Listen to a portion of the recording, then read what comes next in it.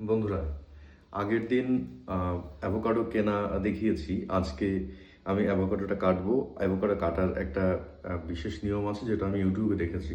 তো সেই নিয়মে কাটবো এবং তারপর অ্যাভোকাডো খাবো। আপনারা দেখুন। তো পেকে গেছে বেশি।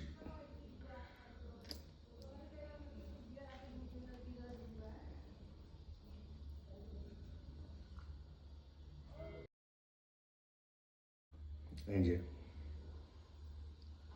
একটু টেস্ট করে দেখি।